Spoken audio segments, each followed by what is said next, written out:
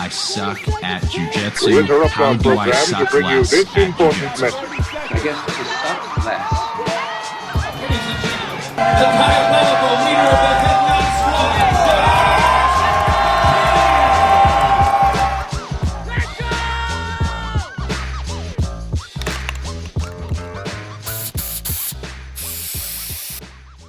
Hey everybody, this is Josh McKinney, and I just want to welcome you to the newest episode of the I Suck at Jiu-Jitsu show. So, today, I've teased this episode quite a bit, and I know that this episode is going to have some really good buzz, and it's just going to be, a fun one. It's going to be something different. We're finally back to doing in-person interviews, and there's a lot more work to scheduling and getting an in-person interview together, but there is a level of conversation that is just not accomplishable through Zoom right now, until of course Mark Zuckerberg takes over the universe and we can all meta chat or whatever we're going to call that, and then maybe the conversation can feel more in person. But for right now, we don't have that capability. We are not Mark Zuckerberg. And really, the thing for us right now is in-person interviews. They seem to produce different types of conversations. And I am so excited to share this conversation with you guys today. This conversation is with two of my students, one of my brown belts, Sal Woods, and one of my brand new blue belts, George Kirgan. And both guys grew up wrestling. Actually grew up wrestling in Granite City, Illinois, and both got to go to college and wrestle, and then both have different stories of where they went from there, and I'm really excited to share those stories with you guys. I think that, and this is kind of the reason that we did this episode, and the reason that we do the next episode with Eric Hebner, which I think comes out not this Thursday. I lied to you guys. It'll come out next Thursday, and these episodes with former wrestlers, guys that not just wrestled in high school, but guys that grew up wrestling and really pursued it for a long time. I see that there are so many people that came up grappling, that came up wrestling in school, and then all of a sudden there comes this day where you're told you're not allowed to wrestle anymore. You're not allowed to grapple anymore. You have to get a real job. And this episode and the next one, these episodes are dedicated to those people. So if you are somebody like that, if you're somebody who did come up wrestling and has now found their way into jiu-jitsu, I am sure that you have so many people that will spring to your mind in this episode, people that you came up wrestling with, people that were your brothers on the mat for a long time. And I just want to encourage you guys to share this episode with them. This episode is so friendly for people that have never trained jiu-jitsu before, but did come up wrestling. And I think that most of them would agree that there's something missing. There is something that, just like we talk about with Sal and George today, there's just something, there is this void that maybe you created coming up wrestling, but it just doesn't seem to get filled with work. It doesn't seem to get filled with any other thing. It's just this emptiness that can only be filled by, as Sal put it, I think he put it something along the lines of another man trying to pin you to the mat, something along those lines. And I think you guys are really going to love this episode. And then also something I never do on the show, I never give a shout out to my gym, HeadnodHQ. If you guys are in the Southern Illinois area and you are interested in trying jiu-jitsu, I know that there are going to be a lot of people that came up wrestling that listen to this podcast that don't do jiu-jitsu. You can always go to HeadnodHQ.com and sign up for a free class and check the gym out and see if jiu-jitsu is that missing piece in your life. I know you will love it. I know it will be a decision you do not regret. And then if you're not in the Southern Illinois episode, and maybe this episode was shared to you, maybe somebody said, hey, this episode reminded me of you and reminded me of the times we used to have traveling the country and getting to wrestle together. If you're somebody like that and you go, well, how would I even find a jiu-jitsu school? Search jiu-jitsu on Google, jiu-jitsu near me. I promise there will be a list of jiu-jitsu schools. Do all of their free trials until you find the place that you say you will feel it. You will know, oh, this is the spot for me. And when you find that, you can send me an email and thank me. You can send Sal and George a message on Instagram and thank them, because I promise this is going to getting to pursue jiu-jitsu, getting to pursue grappling again, even as not having to be a competitor.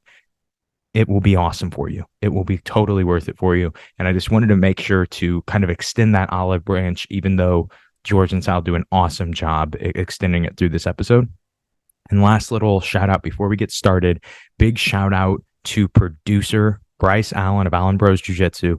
He scheduled this interview, filmed the interview, produced everything, and edited everything. And I just cannot thank him enough. He still is the worst person you'll ever meet, but man, he has become a phenomenal producer of the I Suck at Jiu-Jitsu show. And I'm so excited to see what 2024 has in store for the show, because of the team that we have built with people like Bryce Allen. And so without further ado, I'm excited to share this interview with you guys, with my buddies George and Sal.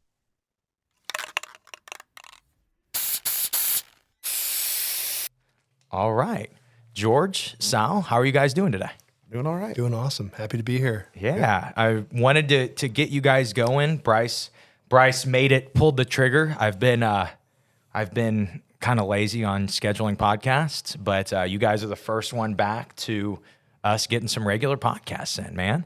Awesome. Ready to get going. Big fan of the show. Oh, don't say that. You don't have to lie, George. Oh, Come I'm on. not, man. This is awesome. So I think a good place to start is just kind of, where you guys started. Both of you guys, just for context for the listener, both of you guys wrestled most of your life and wrestled competitively, and even have both coached wrestling. And now you are both training jiu-jitsu at HeadnodHQ.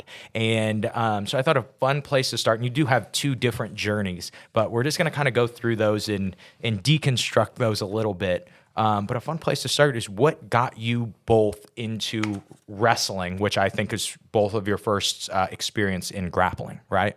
Yeah. Do you want me to start? You go A ahead. little older than Sal. Well, my dad was in. You're both older than me, just so you guys know. Oh, yeah. Just in case there was any And we question. feel it. And we feel it. I started off with what my dad was in. His job was competing in the all-Navy team in judo and wrestling. So as a youngster, I might have been 3 to 5 years old. I was a mat rat, just running around, messing with people. My parents were poor and we lived in a trailer. So that was free babysitting. I think that was how it started. And just was around it all the time. I just remember, doing in judo, we did like uchikomi steps. And my dad would go over here and do that to keep me busy. I didn't really first compete until I was about 7, I think. And we did a judo tournament. We used to live in Virginia Beach Judo Club is where I started off. And I remember just loving to compete and hating to lose. And I really got used to losing because my dad would force me into older age brackets. So even at a young age, I was like, man, why do I keep losing? I feel like I'm getting better. But my dad kept bumping me up. Why do all these 7-year-olds have full beards? He's got chest hair, Dad. So I started with judo and I loved it. I loved the sport, and that was my first grappling experience. And then when we moved to Granite City, I was probably about 9, and I watched the holiday wrestling tournament at the high school, and I was like, I like this, and my dad was trying to get me into it. So the next day he signed me up. No experience, signed me up for the tournament. I was hitting the Pon San Nagis, hitting the Sotogari, not scoring any points, and losing every match. Throwing kids on their head and losing. I was just like flabbergasted, like, Dad, I don't understand. Like, the match should be over. And why I have to wear this tight little leotard instead of the gi. So that was my first experience in wrestling. But then took my lumps and started to learn the rules and really started to love it. My dad started a judo club here in Granite. It was at the old BAC gym, and we had a really successful gym. And I think I got to blue belt in judo, and I won a junior national championship. And I was like, I'm pretty good at this. And then our club folded, and it was from there. It was just wrestling. So wrestling for the Granite City Wrestling Club, and we were really successful. We took second at state as a team a couple times, and just every weekend we were on trips going on Highway 55. We got really good around here, so we would travel, and the same thing applied. Dad would bump me up an age group to get more get better competition, but it ended up working for me. And then when I got to wrestle my own age division, I was winning. So I was used to taking my lumps, and I could take those losses and stop crying and hated losing so much, and started to enjoy the experience of the sport. So I wrestled throughout high school, ended up doing pretty well, made a world team in Greco-Roman. I started wrestling freestyle and Greco, and freestyle Greco is the international style of wrestling. So in freestyle Greco, you can clasp your hands, you can slam people. Greco, there's no leg attacks or leg defenses. So it's more upper body throws, and I learned the art of that. And I learned all those pretty young. I learned folk style around 9, which is the Illinois High School Association and NCAA wrestling rules. And then I learned the freestyle Greco, which is the Olympic style. So I had a pretty wide base for wrestling knowledge there. And I think I met Sal my senior year. My dad just had got the head coaching job at Granite my senior year. And I was getting recruited by a couple different schools. And I signed my letter of intent to go to Nebraska and wrestled there, and I think that's when I really made my dad proud. I was like, that's what I was going for. Almost my whole career, my dad did everything to help us get better. And I was thinking about this, and I was talking to my dad about this too. And like, this is about my journey. When you asked me to be on here, I was a little nervous and excited, but I had to figure out what I'm going to talk about. So, talked to my dad, and he had a stroke about a year and a half ago, and he's just been my hero my whole life, and I took him for granted. And part of the reason I got into wrestling and coaching was to be closer to my dad. So I really admire that about you and your dad, how you guys have that together. And I could, as my dad's been gone, he's been in and out of hospitals and nursing homes. He got back home, and had some other problems, which has really made me miss that with my dad, and look back on those experiences. And I know Sal can attest to that my dad is just, he was awesome. He's my David Goggins voice. He was David Goggins for me before David Goggins was a person, was famous. Don't be a bitch, get off your back. My prom date spends as much time on your back as you do. I'd have more kids.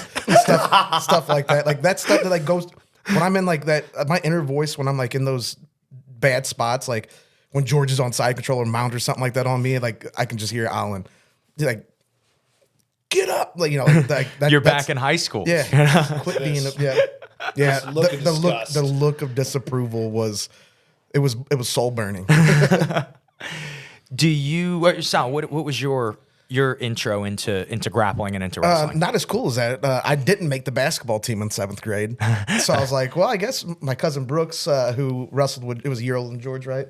They were workout partner. And he was a stud, all ripped up too. And I was a chubby little kid, and I'm like, I want to look like George or Brooks.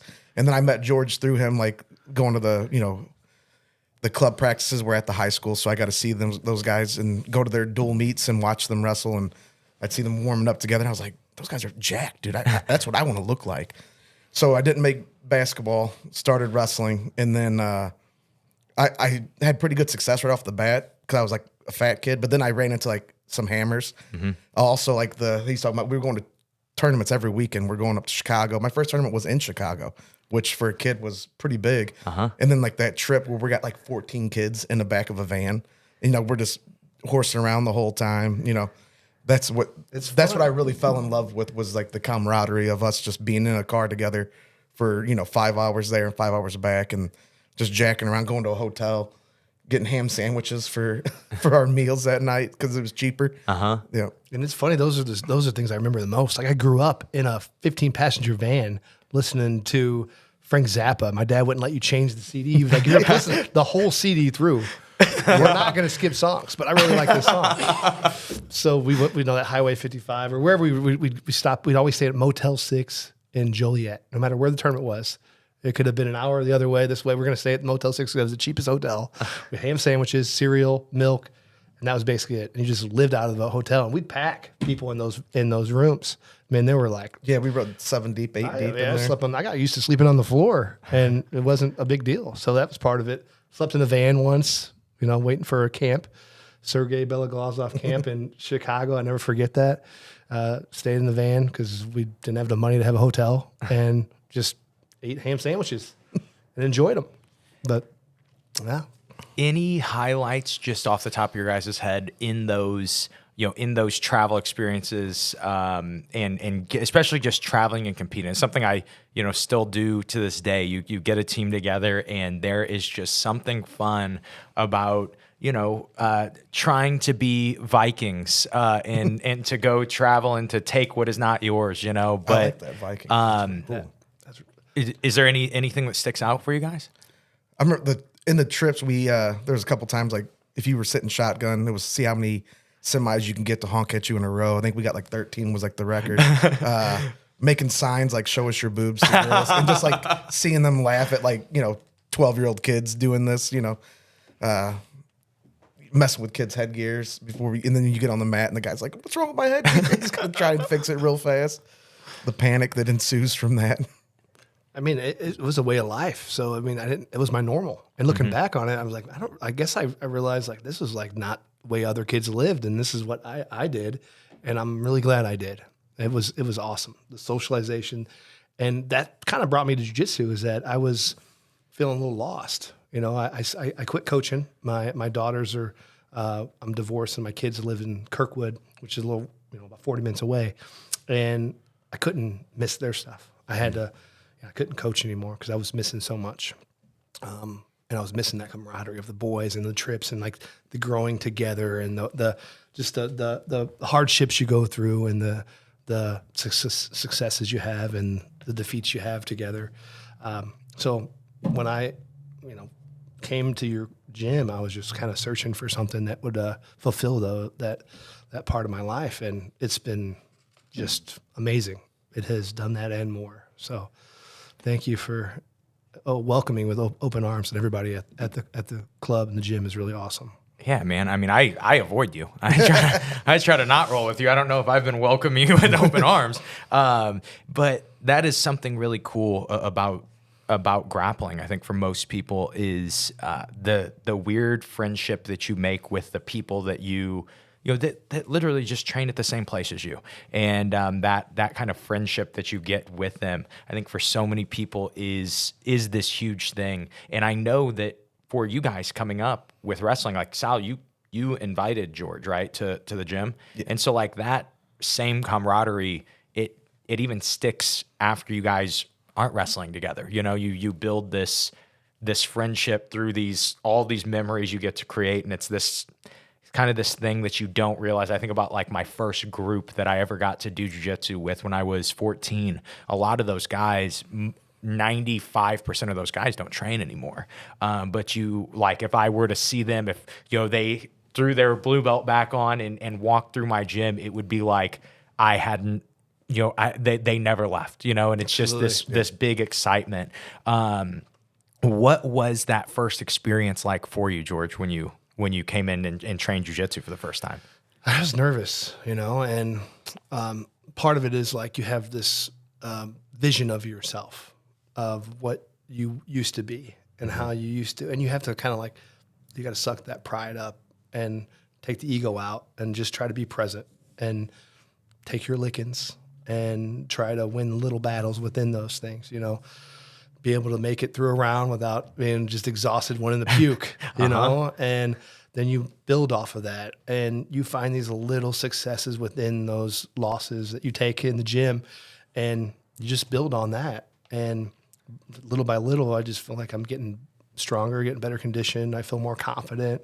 I feel like I can problem solve. I mean, even little things like the floor at my house, being able to put a new flooring in, and I may have not had the patience to do this because I hate doing that.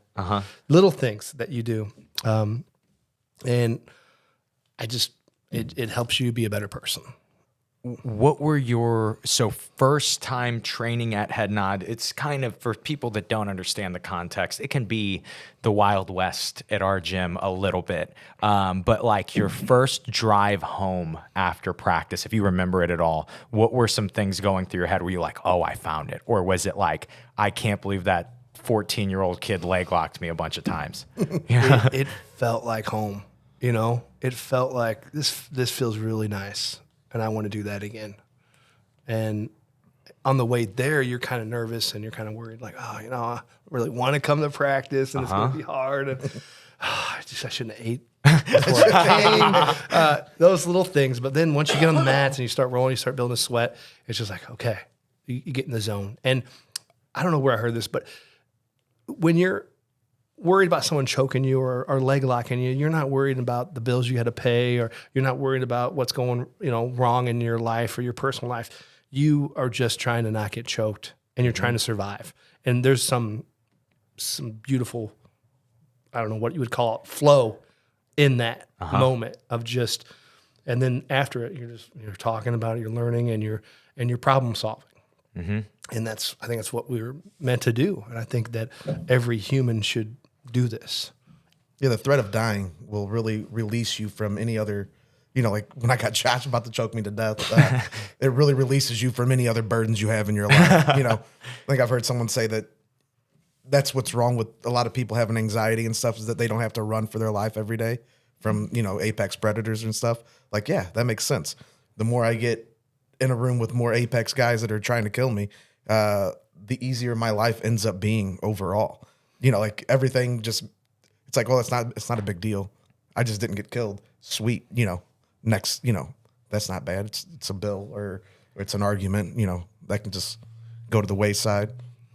At least I'm not being choked. Yeah. At least I'm not being, someone's trying to murder me right now. It's a great excuse to see your friends too. You're like, hey, honey, I got to go to practice. We're doing this every, this day, I have to go. I think have you guys met Mikhail? Oh yeah. Our awesome. Our Polish guy. Love him. He came in like week number 4 and he's telling me like, yes, coach, I told my wife, I told these guys I would be there at noon class, and these guys are counting on me to be there at noon class. I cannot miss class. I'm like, Mikhail, your arm is broken. You have stitches right now. I think you could take a day off, man. And he's like, oh no, I told my wife I can't be off. I can't do it.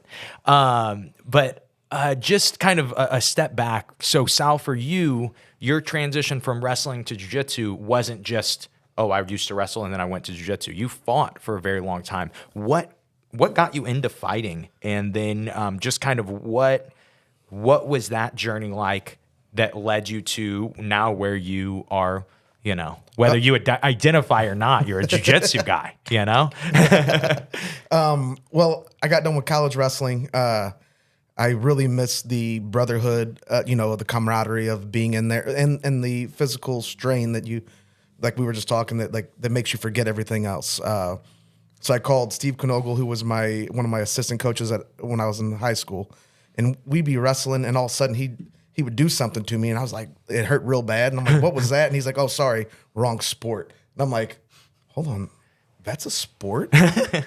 What sport is that? And then he was like, when you turn 18, I'll take you in there and show you, some of the stuff. I'm like, all right. So I got done, and I've been playing rough since I was in 7th, didn't make the basketball team in 7th grade. I've been playing rough my whole life. So like, I started like getting antsy. I started, getting into like bar fights and stuff like that, which is not the path you want to go down. So I reached out to Steve and told him I wanted to learn that stuff. So we went to the gym, CMAA in Clayton, and it was like kind of like his first day there. Like when I went there, I got just throttled, and I was like, "There's no way this happens." Like our coach was a small Asian guy. Oh, no. He was about 145 pounds, and Steve told me, he's like, this guy's he's gonna beat the shit out of you. And I was like, 145-pound guy? Like, I'm like 210 pounds, just got done with college wrestling. Like, no one that small's ever beat me. You know, like, I was a pretty good wrestler, so I'm like, this isn't gonna happen. I got down there, and he worked me. And I was like, this is what I need. I need to be beat. I need to have my ass kicked. So I was addicted. I came back. I was training for probably like 3 weeks, and then Steve drove by my house one day because we only lived like a block away, and he's like, "Hey, I'm gonna put a fight show on. Do you want to fight?" And I was like, "Yeah." And he drove away, and I was like, "Oh shit, what did I just get myself into?" Like, I just agreed to a fight. Anytime I'd been in a fight, it was at a drop of a hat. Like we started pushing, like you bumped into me, you know, that kind of thing. I never was like, "All right, meet me here in 4 weeks." And I had my first fight at the KC Hall in Granite City. And there was probably about 500 people in that basketball court, and I knew about 400 of them knew me on a first name basis. I beat this guy. I just pounded his head in. It was pretty sweet. I didn't even want to finish him with a choke because I just wanted to beat him up. I won that fight, and the place went crazy. I was like, I was hooked, immediately hooked that day, and then trained MMA with Steve and CMAA, and then we opened a gym down here in Pontoon. Ran that gym for a while. Actually, when I fought Tehran, I brought George in to train with me because, like, George D1 wrestler, he was a D1 wrestler. I'm like, this is I need someone like that to beat me up. I used to train with Tyron Woodley. Yeah. I used to wrestle him in high school, and he almost came to Nebraska with us. And signed him to Mizzou because his mom wanted to keep him closer to home. And then, so from there, I went up to the War Room in Wood River to do some cross training when it first started. Gyms first started cross training around here because that wasn't a thing before. Because I could fight you, in a month, so I wouldn't go there and show you any of my tricks or any of my tools. And that's where I met you. And we rolled it was like one of the last rolls of the practice. And then you tapped me out towards the end of the round, and I was like, that's a long time since I've been tapped like that. I think you armbarred me, and I was like, an armbar on top of that. I was like, damn. And then we went together again about 6 months later, and you tapped me out like 6 times in one round. And I was like, because on my way home from there, I was doing mental gymnastics after you tapped me the first time. I was like, well, I was tired. My core was broken down. He got lucky. He got lucky. That's what happened. And then you tapped me out like 6 times in a 3-minute round, and I was like, well, I guess I got to find out where this guy trains and train there. And that's when I went to the Blue Room down there for the first time because, once again, I needed to be beat. The more I get beat, the better I get. So I wanted to go there. I wanted to be just manhandled by someone. That sounded really gay. But and that's what led me in there. And then it was great. The room was great. Everyone was fun. There was a couple guys that I had wrestled with before. Jeff Carney was in there. And so I knew couple of the other guys too. Casey was there. I think Dylan, who used to train MMA with us, was there. So it was a nice, I kind of had my foot already in with those guys. And then you and your dad were super sweet guys. When you weren't trying to kill me. So then I fell in love with Head Nod right then and been here ever since.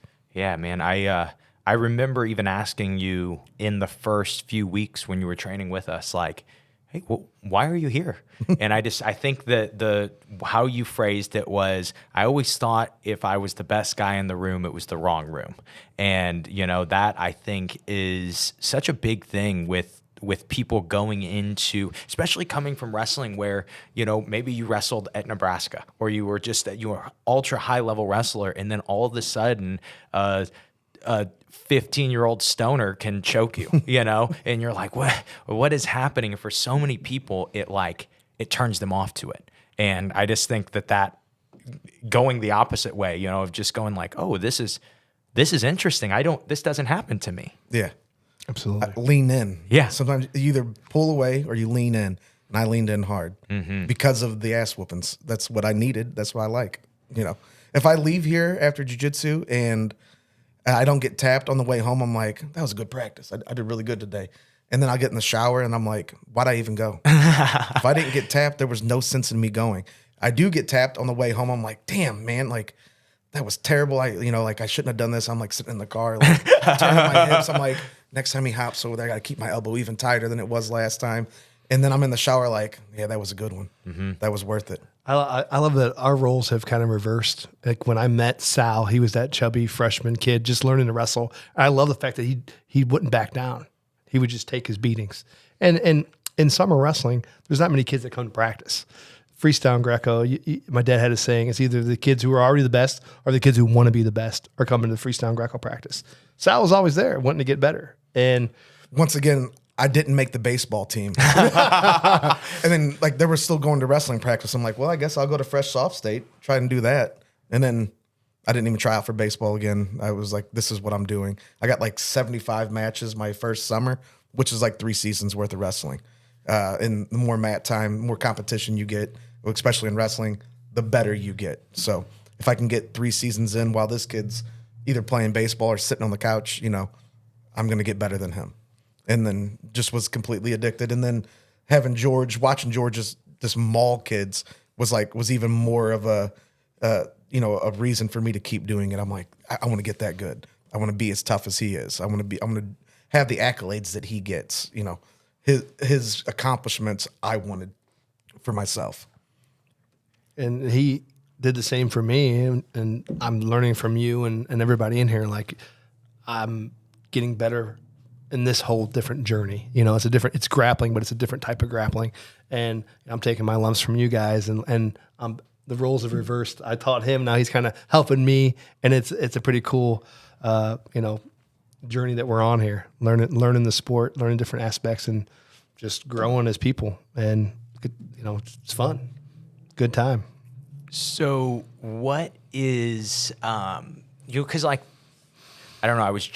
I just got to have this conversation a few days ago with Kenny Florian, and it was like, how do you go from a guy that competed at a high level of something, and there takes this mindset to do that.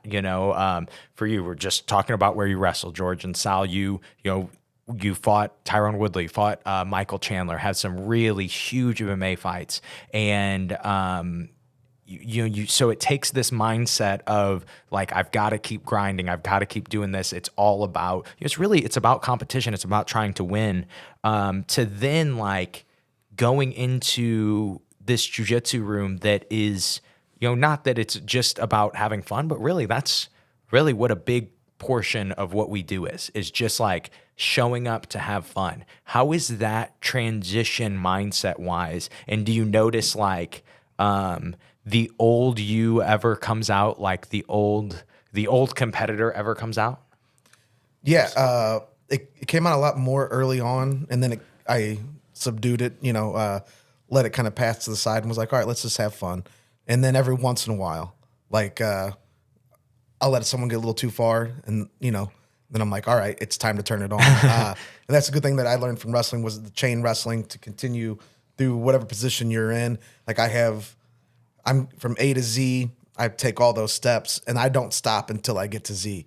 I may have to go back, to another letter and then move forward again, but I will continue to work to the end of that, like having the dog in you almost, like that, having being like a dog on a bone where boom, I'm in C position. I know I'm finishing through this.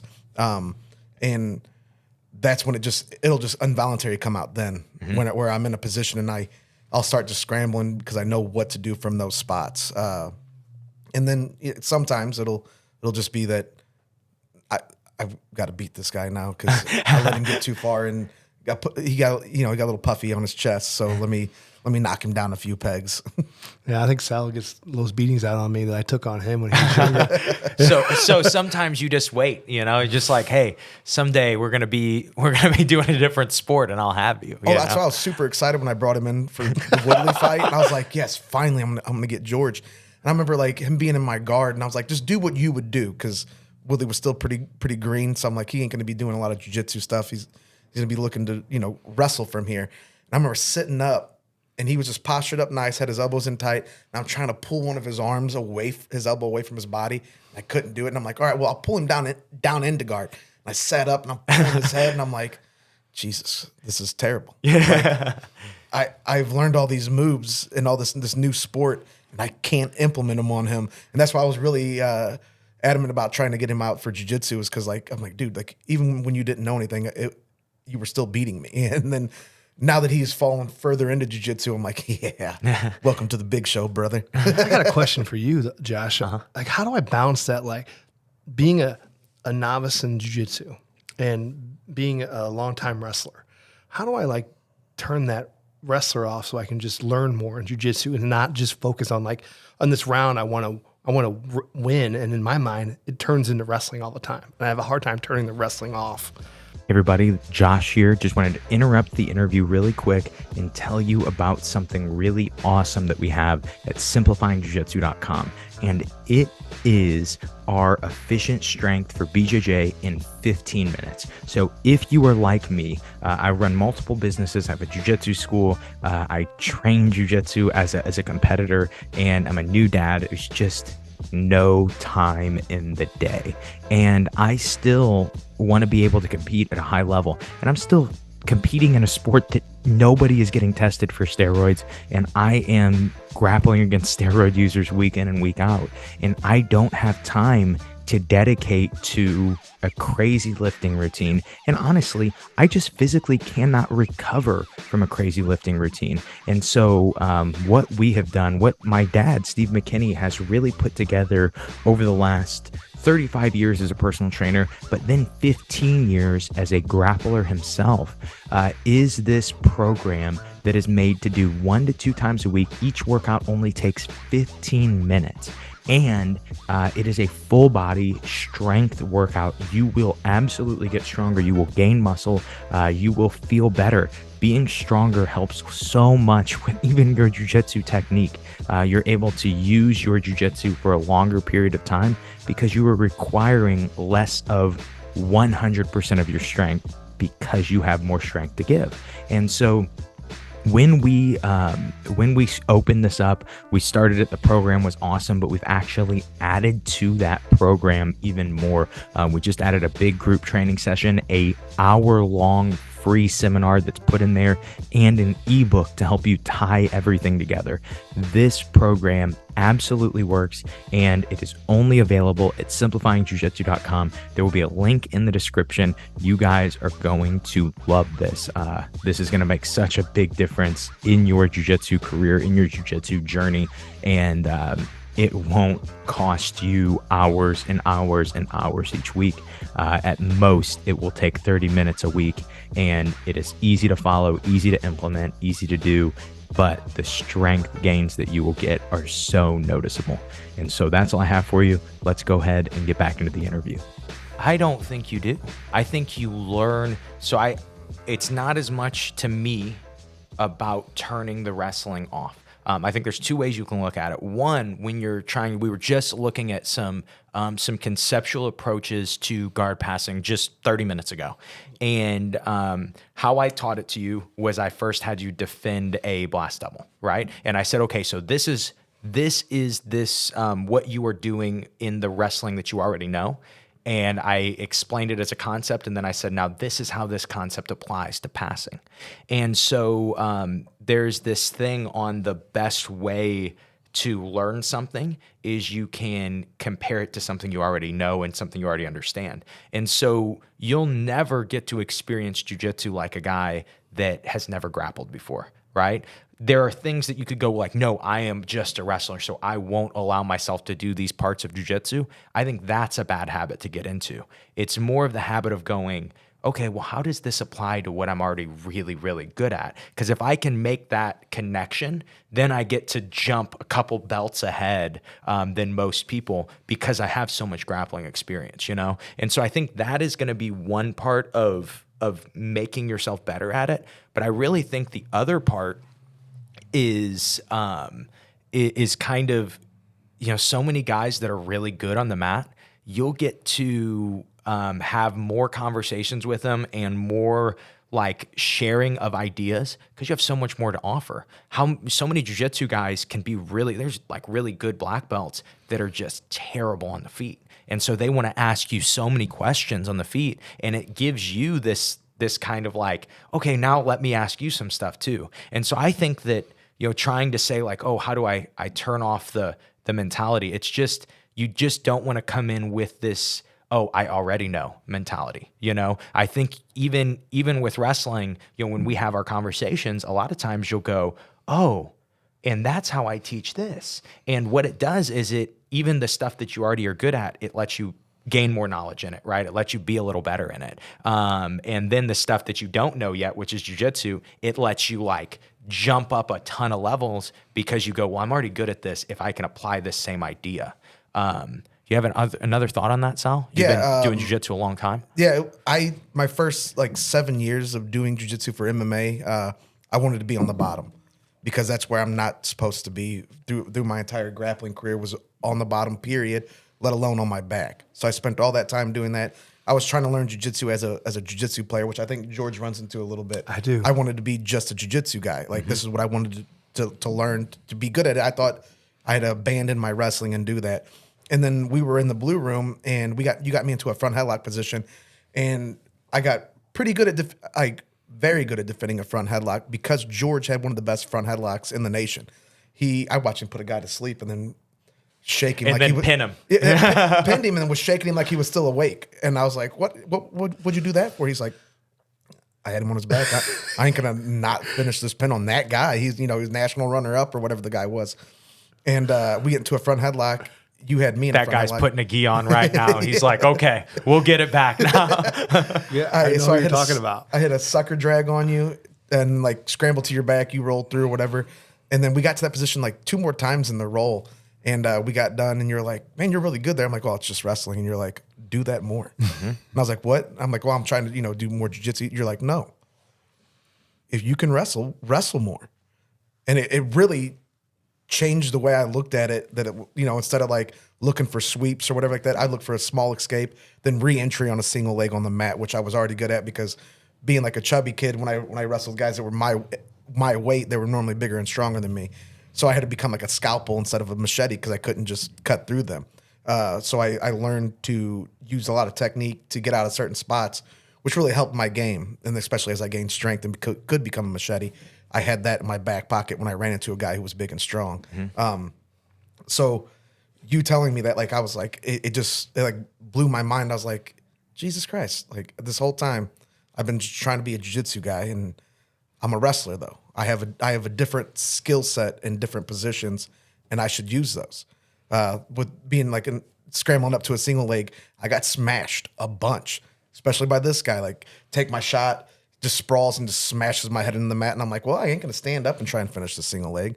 I got to work my balls off to get out of this position to finish a takedown from here. And that's, to me, what jiu-jitsu is. I pretend that I took a shot and you knocked me to my butt. And now I just got to wrestle up from here to regain dominant position. Because I don't want a guy like me or George on top of me. I know that's bad news because that's where I want to be on everyone. And I can get there and I can hold people there. So I spent 15 years of my life holding people down.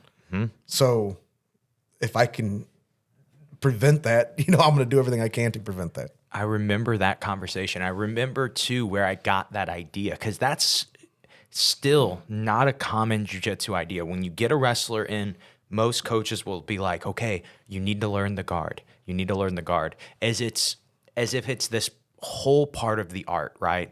And I don't think there's anything wrong with that. And I don't think there's anything wrong with going, okay, I want to dive deeper into the guard. But I remember when he had trained under a few different guys, and when he came under me, I think he was either a purple belt or he was just about to get his purple belt. But when he just was like, hey, I want you to just be my coach. I'm like, okay. And I remember the first question he asked, he goes, what guard should I be working? And I go, what are you talking about? And he's like, I should be playing a guard. I want to get good at jiu-jitsu. What guard should I be working? And I go, Eric, you're 270 pounds and you wrestled your whole life. I go, if somebody was good enough to put you on your back, how long do you think you would need to train guard to be able to sweep or submit this guy from your back? And he paused and he really thought about it. And he goes, I don't know if I would ever be able to sweep or submit the guy.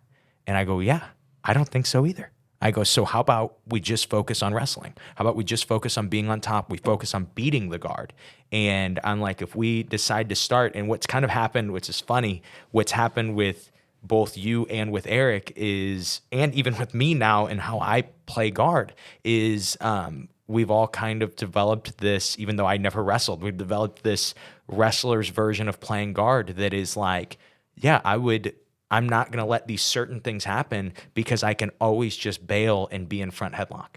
I can always just, even if I'm in the bad spot of front headlock, if I'm really good from that position, it doesn't really matter. I don't have to overthink it because my goal is to be on top, And so I just think like, that different of approach has helped so many of our wrestlers not waste time going, well, I have to have a good close guard and I have to be playing spider guard and I have to be doing this. It's like, no, you have to be able to defend yourself when you're on your butt. You have to be able to defend yourself when you're on your back.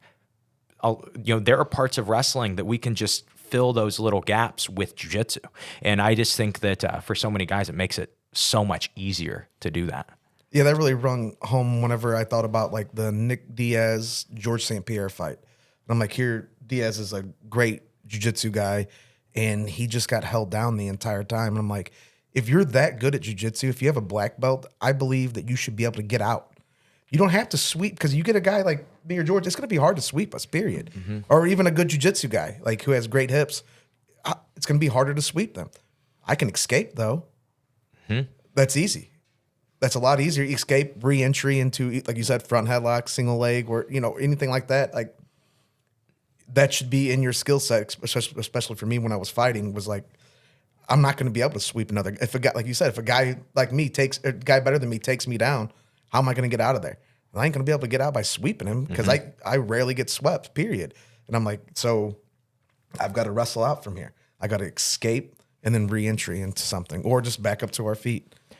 There's a Ryan Hall quote, and Ryan Hall is a jiu-jitsu guy. He's always done jiu-jitsu, and he was known as like this great guard player for so long.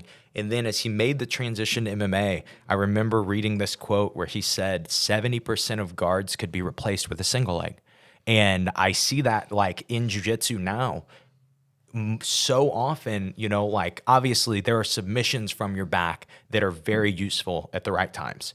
But especially when it comes to sweeping, when it comes to, okay, my goal is I am on bottom and I need to go to top, it makes so much sense to me to try to single leg, right? And then you think about it in just terms of, I always look for guys that will ask about wanting to become a better wrestler. And like, how do I, guys that do jiu-jitsu for a while, how do I start to learn wrestling? Like, oh, you learn single leg guard. You learn to wrestle up on the single leg. It's going to be hard for you to just learn how to shoot disconnected, but learning how to finish single legs will make you get into way more single leg situations. And it's easier. It's easier. I'm already there. Like the setup, all that. Like I said, I just pretend that he hipped in and I fell down. I fell to my hip. Now I just wrestle up from here. I didn't have to do a setup. I didn't have to get you moving. I didn't have to level change. I didn't have to penetrate. I didn't have to do any of those things. I'm already in there. I just fell into a bad spot. Like I told you, I was good at those spots because I was getting mauled by guys. And I learned to be good at those spots. So yeah, that hits home perfect. And then for me too, I do like on the other side of the coin, there are wrestlers that were never sprawled on or weren't sprawled on a lot in their wrestling. And I've had those conversations where I'm like, hey, do you wrestle up very well? And they're like, no. They're like, okay, then you probably should learn guard. We probably should start to add something that is, more of a knee shield or something like that to your game.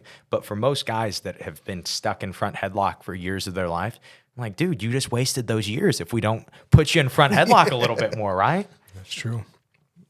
That was a long answer to your question. Does that answer your question? Great. That's a great answer. No, and that's the thing that I love about being around different minds and grappling. It's all similar. It's not the same. There's different rule sets. Just like with folk style wrestling, you're supposed to hold people down and you get a point for escaping. In freestyle wrestling, you don't turn them in 10 seconds, 15 seconds. They bring you back up. And grappling and jiu-jitsu, there's the gi and there's no gi and there's different areas. And it's like almost like learning different musical instruments.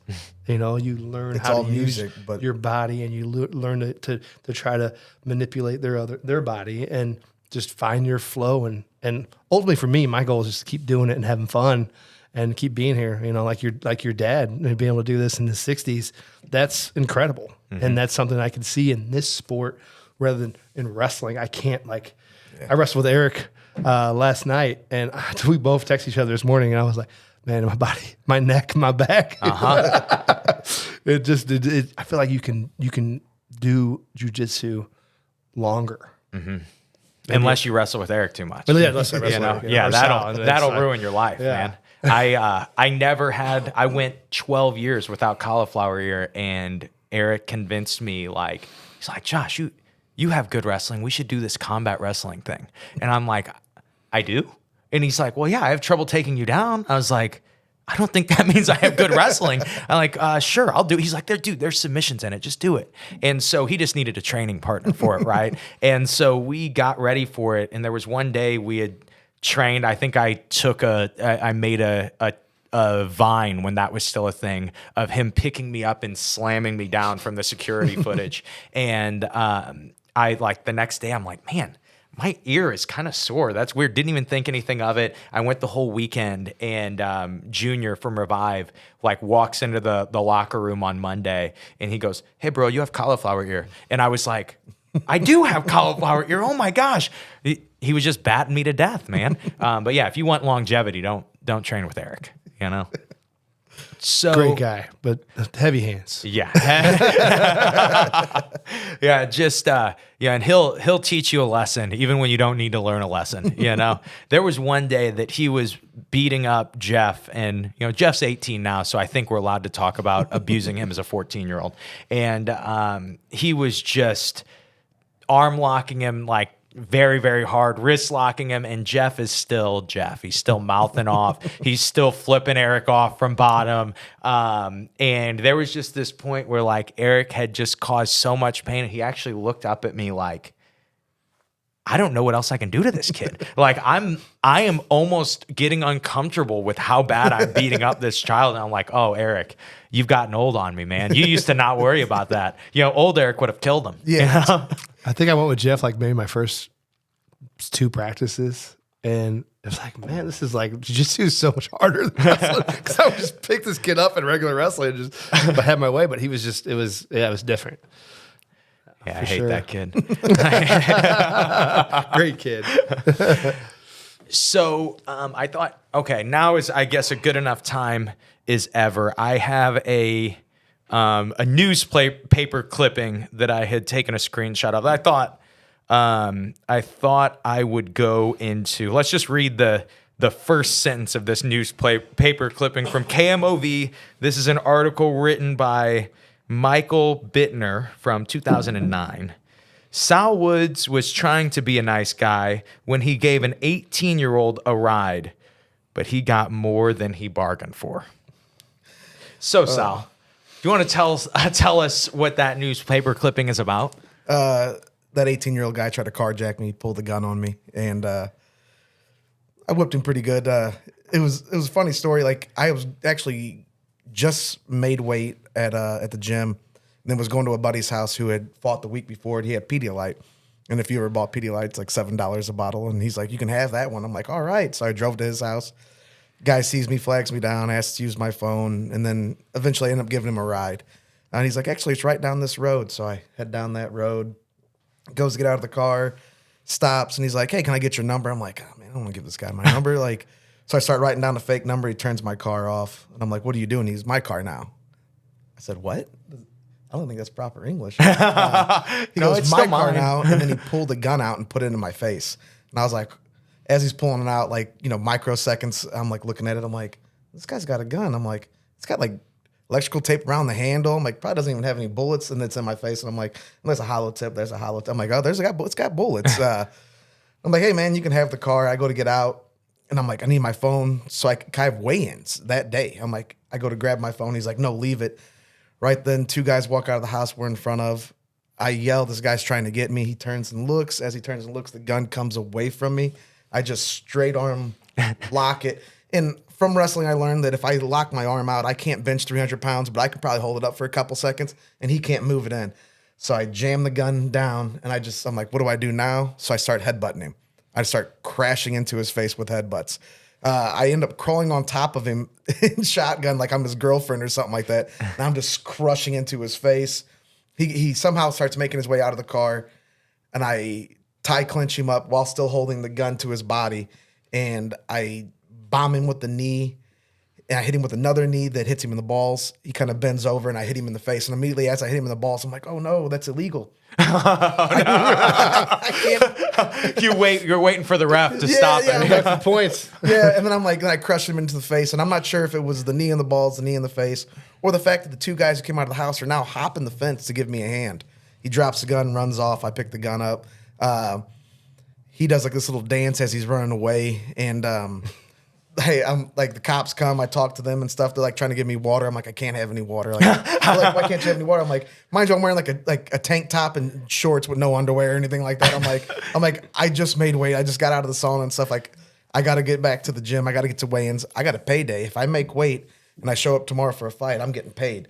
I need this money, So I go back to the gym. The cops call me. They have him. I go down there. I'm like, how'd you know it was him? Like, well, you give a pretty good description. And I look in the back window, and he looks up at me, and he has just two little slits. Oh, no. His eyes were swollen completely shut. And I was like, oh, man. I was just folding his nose up when I was headbutting him like that. So, like, they take him. I do the same dance he did to me. He, like, looks up at me, and I back up, and I do this little dance thing that he did. And then, I roll back to the gym. Everyone's like, yeah, they can't believe what just happened. I go to weigh-ins. They're like, why are you late? And I'm like, I just got carjacked. I have like scratches on my chest from his nails. And they're like, holy cow. Best part is, Steve, we're kind of psychos. Obviously to do any of this stuff, you got to be a little messed up. He goes, a good thing, bud, is that you had your adrenaline dump yesterday. There you go. You'll be all right now. And I was like, oh, yeah, I went 2-0 that weekend. It was pretty nice. Got that win purse too. Yeah. Kept my car, got a win purse, got to bludgeon someone pretty good with illegal moves. Yeah,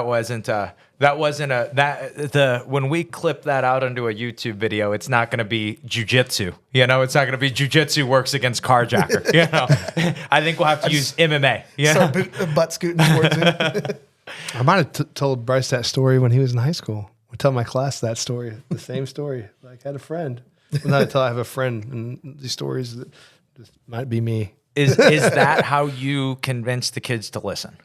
Is that like when a kid's mouthing off, you're like, hey, I have a friend, Well, you're competing with TikTok, you're competing with everything else, so you have to be a little entertaining when you talk about stories and sometimes telling stories about their parents now I have kids that were old enough that I had their parents, like they were my friends. So I might be telling them stories about their mom or dad. Yeah, didn't you tell Hendrix, the class? Oh, yeah. My son. And someone was in my class, and he looked at me, he was like, look, my dad. And I would just go on. I never told him who I'm talking about. Are there any go-tos for you that always can captivate the attention of the high schoolers? I like to quote Big Lebowski and just laugh because they don't know what I'm talking about. But it's entertaining to me. Not really. Like I try to be entertaining, but at the end of the day, I'm just a health teacher. Definitely not as exciting as their phone. I get that. Are kids allowed to have their phone in school? They are. It's like part of their body now. They can't. You take it from them, and they're gonna fight you on it. And I've learned to just kind of roll with it and use it as a research tool. So I try to get them to research things that we're talking about and tell them stories, and they're like, "Oh, that's true. Yeah, I can look that guy up. Yeah, we found the newspaper clipping. This is true. It really did happen. Yeah, look it up." So then you play the game, but I wish they didn't have to have phones. Yeah, that would be a lot easier. I think that's an interesting thought, though. Just in general, I think I talk about this on the podcast with learning jiu-jitsu, just to get somebody nowadays to be able to. I mean, here's a perfect example. I show just amazing leg lock defense in class today, and what does producer Bryce come on the mat 15 minutes late saying? I wasn't paying attention. He was sitting right there, right? He was on his phone, dude. I was trying to buy ADCC tickets. Oh yeah, it's always ADCC. I'm sure that's always what the kids in school say. Researching, researching nutrition. But how are just as a coach in general, but especially as a jiu-jitsu coach, are there any thoughts on being able to connect with the next generation that is going to want to learn wrestling or learn jiu-jitsu that has an even shorter attention span than we did? And I say we like we're all the same age. I'm significantly younger than both of you. But, you know, I like, you know, yeah, you guys did. And then me years and years later, you know.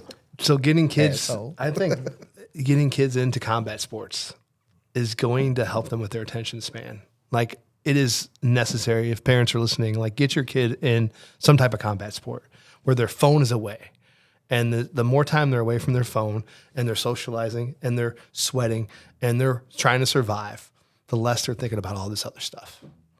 And they're not so focused on what's going on in this fake world and they're in the real world. So, I mean, honestly, like get away from it and take a vacation from it. It's a problem for me. It's a problem for my kids. I tell them all the time, but I think one thing I learned is that you ask them, how are you going to be good at jiu-jitsu if you're on your phone all the time? You want to be rich? How are you going to get rich if you're just looking at someone else's story all the time? How are you going to create your own story? Asking them a question, how are you going to do this if you're doing this thing? I like that. That's good. That's really good. Well, I was thinking to myself, well, I'm looking up guys that are telling me what I should invest in. Do I invest in it? No, but I know that that's what this one guy said. Yeah. No, I can't invest in it. I don't have any money. I'm on TikTok all day, bro. How are you going to make money if you're on TikTok all day? I think that's a good thought. Just a random question. I wanted to tell you guys a story without any real question after it, but just let you guys both, I want to say I've told Sal this story, but I wanted you guys to just go ahead and riff on it or confirm or deny this story. So recently, maybe it was about a year and a half ago, I was in Florida and I was just visiting a gym and training. And it's always fun when you go into a place and you're a black belt. And because one, there are a lot of black belts that aren't very good, but if you are like a legitimate black belt, you're probably going to beat everybody pretty handily in the gym. And, you know, my dad and I went to this gym. We trained with everybody. It was a bunch of fun. And, you know, I got to roll with everyone wants to roll with you, got to roll with everybody. And then right after that, the questions always ensue. So who are you again? Where did you come from? Like, why are you here? And, you know, answering all those questions like, yeah, well, we have a gym. We're actually, I always say St. Louis, but we're actually in Granite City.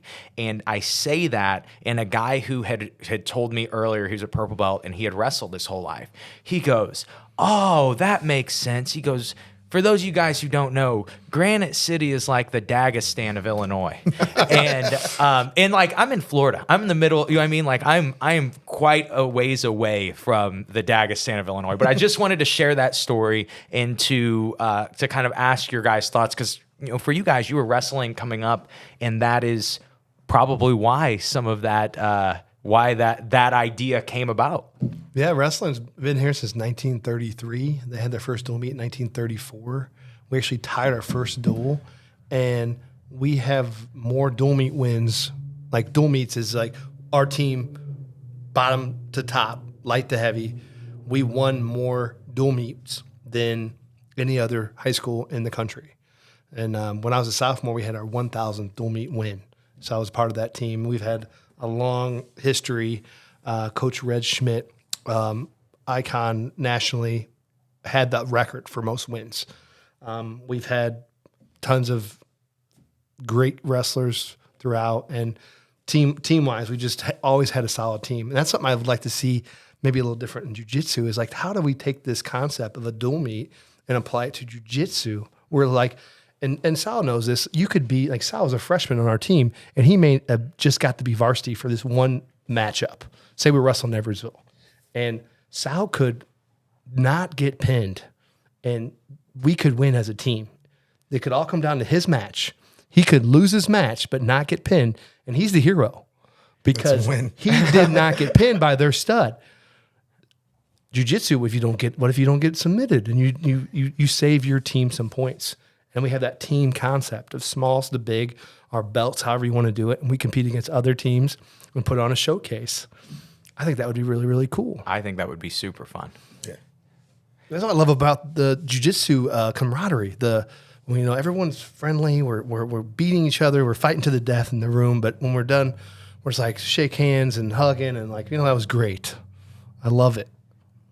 Man, there is so much to unpack from that statement. First of all, for someone who's not listening, they don't understand the little jab that he just threw in at Edwardsville. And that's like, if you didn't grow up in a small town, in Illinois, I'm sure in Missouri, in the Midwest, small towns are like this.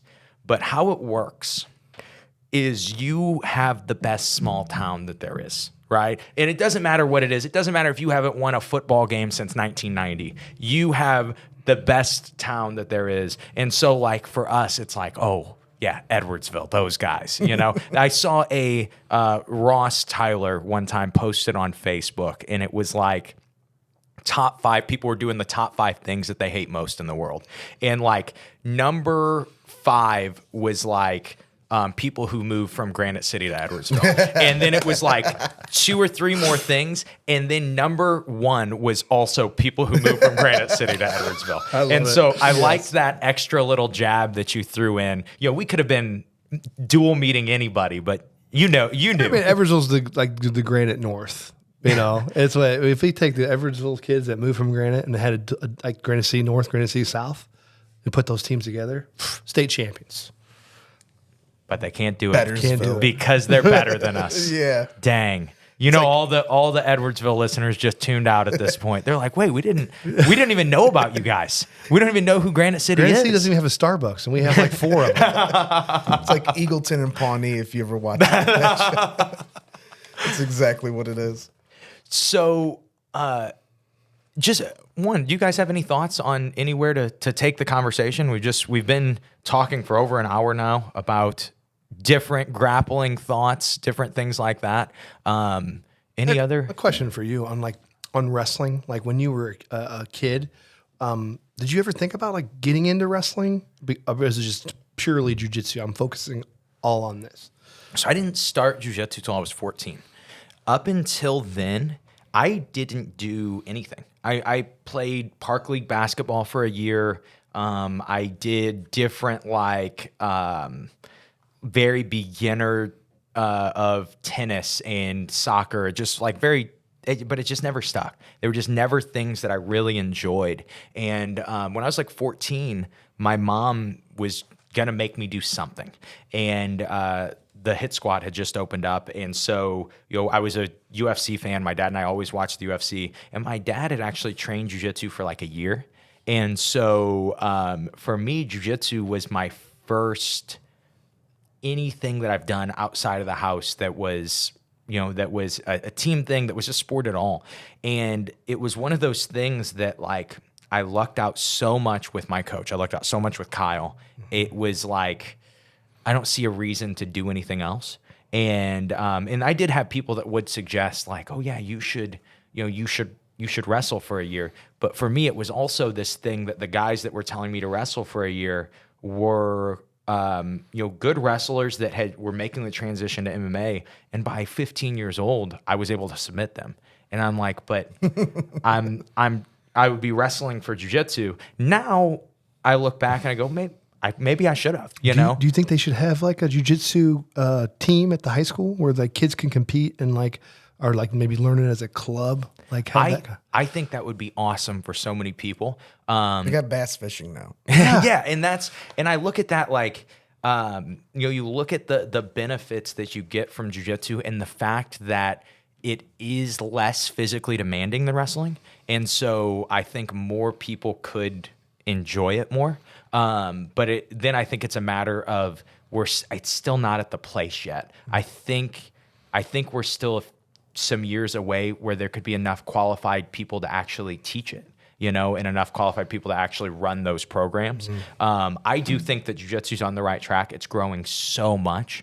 But I do also think it's making those connections with, guys that used to wrestle. And, Absolutely. Guys that used to do other stuff. Because we were talking about this before. You have so many guys that start out and they go through their whole high school. They go through middle school, high school wrestling. They even go to college wrestling. And then all of a sudden one day they get a certain diploma and they never wrestle again. And they never grapple again. And with jiu-jitsu, you get to do it again, and you get to experience those things again. But yeah, I do think that if that was possible to have that, I would be all for it. I just don't know if it is doable just yet.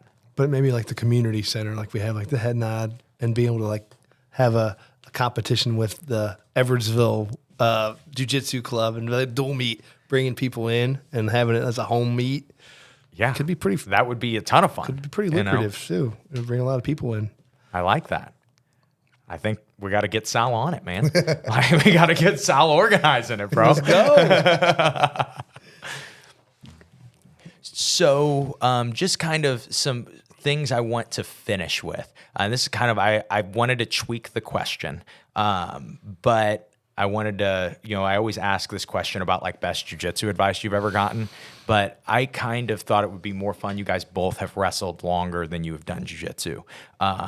What is some of the best grappling advice that you've ever gotten that translates to life? And I know that is a deeper one, so whoever can go first on it can go first on it. I think you get what you put into it, like life. If you put work into it and you put time into it, you're going to get more out of it. It's like anything else, you go through the motions in life, you're not going to get much out of it. You got to really work at it, and you got to want to get better. So with grappling, that was always something like, hey, when I was in a big match, my dad would say, has this guy worked harder than you? Has this guy done more than you? Has he been going up a age group? Has he been wrestling at the high school when he was in junior high? Has he been? And I would be like, no, I should be able to. There's no way this guy worked harder than I did. That little mental edge applies to everything in life. Yeah, the old harder I work, the luckier I get really rang true, because you found out in wrestling, the more stuff I do, the harder, the longer I stay after practice, the more reps I get. Going with tougher guys, the more ass beatings I take, the tougher I get in the long run. And that's one of the things I always tell guys when we're practicing and I'm showing them something to do against what I do to them. And they're like, oh, thanks. Well, part of me is like, I want you to get better. But really, I want you to get better so you make me better. The tougher you are, the tougher I get. And by working harder at these things, I learned that it makes everything fall into place. From wrestling, learning the more hours I put in, the better I got. Wrestling 115 matches in the summer made me better. So with that comes life. As long as I work as hard as I can, it's gonna work out. Like everyone says, oh, it always works out, right? No, it doesn't always work out. It always works out if you put in the legwork. If you hit the road, if you do whatever you have to do, then you can just let it go to the back burner and be like, it'll work out. As long as I'm putting in the effort in anything in life, like as long as I'm putting in the effort, it's gonna work out. It's not just gonna work out. You have to work hard to do it. And that has helped me through my entire life, learning that in wrestling, and that I work hard at everything that I want to be right. Whether it's my relationship with my wife and kids and stuff like that, anything like that, work, the harder I work, the luckier I get, the more opportunities I get from working that hard. We used to actually have it on the wall at CMA that said, the harder I work, the luckier I get. And that's so true, because how many times you're like, oh, he got lucky. Oh, he got lucky. He got lucky. Even when I grappled you that first time, he got lucky. I was tired. And it was like, That's your ego. yeah, because you worked harder.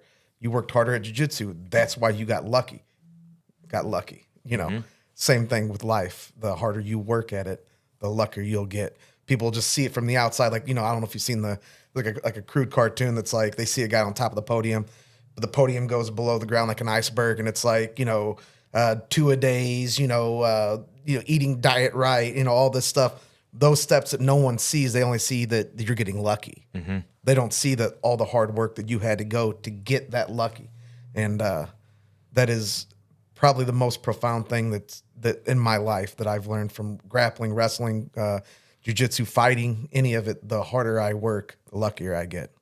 Yeah, I love that too. I think that is, I always say that that confidence without consistency is delusion. And I look at that same thought, like how you were saying with your dad. He would, say, yeah, but we've just been more consistent. And that's where that's where real confidence comes from. That's like how you said, you can put it on the back burner. You don't have to worry about it. People always want to know how do I be more confident? You know, it's like you work hard for a really long time, and then you will be confident in it because you will have so many experiences that let you go, yeah, I know that I can do this. I know that I can beat this guy. Even if you haven't beaten that guy yet, you have the confidence from all that consistency. It works big in competition. Like George said, that's what his dad would say to him. When I was fighting, like when you're in that back room and you're all taped up and you're ready to go and everything starts playing through your head. Like even before a jiu-jitsu match or a wrestling match, everything, like if he does this, what am I gonna have to do? I'm gonna have to do this. I learned that as long as I put in the legwork beforehand, there was nothing to worry about. The chips will fall how they will. There's no reason for me to be nervous now. Like it was weird in fighting where I was so fresh that my fear was down here because I was too stupid to know, too ignorant, I guess, to know that I should be fearful. Then as I learned more, the more you know you don't know, and my fear kind of grew. And then I realized the harder I work, that fear drops back down, and I should have nothing to worry about. Just go out there and really have fun, because that's what it is. Whether it's in here and you're in one of those scraps, or you're on a competition or in a fight, have fun. I think you said something about it where like you kind of go into moment, the flow state, the Zen place where there's nothing going on. You're just kind of reacting and moving. And if I've done enough that my reactions are there, then there's nothing to worry about. I don't even think I've come off the mat before and been like, not even really remember what just happened. Just remember positions. Like I remember being here and then turning in, and then then I was on top. You know, like it's just I did all the prep work for that, and then it just kind of flows into where it needs to be by hard work and then hitting that Zen state of just letting things be. Like one thing I wish I would have mastered more when I was competing is the mental side, is like really visualizing yourself winning and doing the work mentally, you know, taking notes, writing about the things that you're good at and staying positive. That's really beneficial in competing. And I faced a lot of injuries and just been like, I'm down on myself. And this is, how am I ever going to get to where I can't even beat myself from last year, you know? And those mental blocks, they keep you from doing it. And that's really what kept me wanting to be here, afraid to be terrible, afraid to get beat up. And I'm just glad that you guys are so cool to have me in here, and I'm learning to get better, and hopefully I can help you guys in any way I can. So appreciate you guys. I'm happy he's here helping people too, because they're making me tougher. Yeah. I enjoy having both of you guys in the room. Greedily.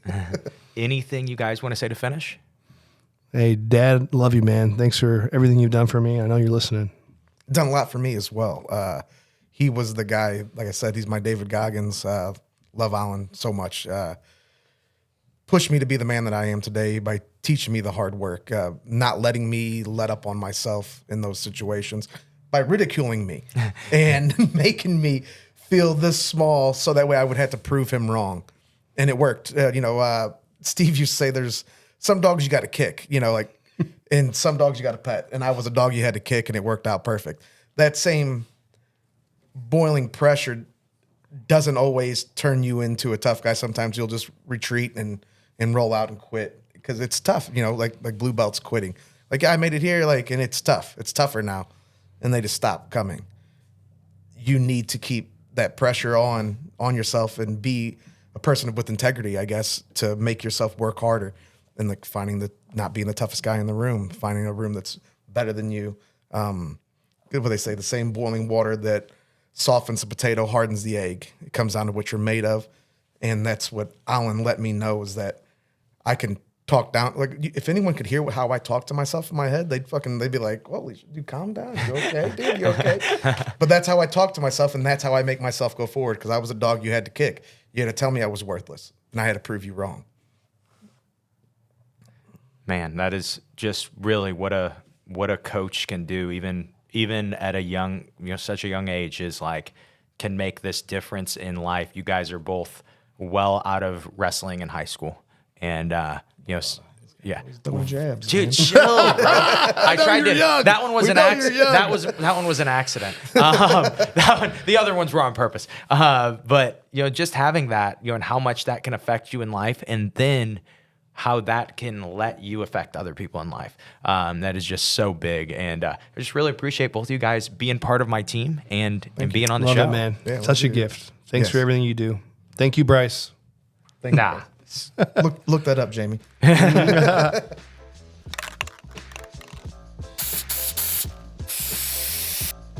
And that is the episode. I just wanted to give a special thanks to both Sal and George. Really loved this conversation. I'll be sure to have these guys back on the show, maybe together, maybe with a different group. And then also, if you liked this interview, be sure to check 9 days from now, next Thursday, I will be having another interview with one of my black belts, but also a lifelong wrestler, and in Eric Huebner. He's been on the show 2 other times. People loved the 2 times that he's been on the show, but we get even deeper into the topic of mindset, of mental toughness. Eric is kind of my version of he's my jiu-jitsu David Goggins, like David Goggins, but big and white, and he can actually bite. And so you guys are going to love that episode, especially if you are interested in mental toughness, if you're interested in pushing yourself, if you're interested in the grind. That episode you guys are going to absolutely love. And if you liked this episode, if you like hearing the perspective of wrestlers turn jiu-jitsu, the wrestlers finding a new avenue to grapple in, you guys are going to love that episode. And so that is all I have for you guys today. Like I said, if you are in Southern Illinois and you are interested in trying jiu-jitsu, be sure to check out HeadnodHQ. Sign up, go to HeadnodHQ.com. You can sign up for a free class. If you are a little closer to the Jerseyville area and not Granite City, we also have Headnod Training Center, Jerseyville. Same thing. You can go to HeadnodHQ.com, click Jerseyville, and sign up for a free class there. Regardless, this is, no matter where you sign up, if you wrestled, if you came up wrestling and you feel something is missing, try jiu-jitsu. I'm telling you, it is going to make a massive difference in your life, in your marriage, in your mindset, and in just every layer of life for you. And so hopefully you guys enjoyed today's episode. If you did, especially if you wrestled, share this with people you used to wrestle with. If you didn't, if you just, enjoyed the episode and you didn't used to wrestle, be sure to share this podcast with somebody. That is the best way that this podcast grows, is by word of mouth. And so if you're getting some value out of the I Suck at Jiu-Jitsu show, be sure to share it with somebody. But besides that, also you guys can check out Efficient Strength for BJJ in 15 minutes, and only available at simplifyingjiujitsu.com. And hope you guys are having a great day. If you have any questions for me, this Thursday we're doing another Q&A episode. You can always send me an email, josh@simplifyingjiujitsu.com, or you can send me a message on Instagram, the Josh McKinney, and I will be happy to answer that. Just give you my perspective on maybe whatever problem that you may be having in your jiu-jitsu journey, and I'd be happy to help. That being said, I hope today's episode helped you guys. Hope you try out jiu-jitsu if you haven't done it. Most importantly, I hope that today's episode helps you guys suck just a little bit less at jiu-jitsu. Have a great day, guys.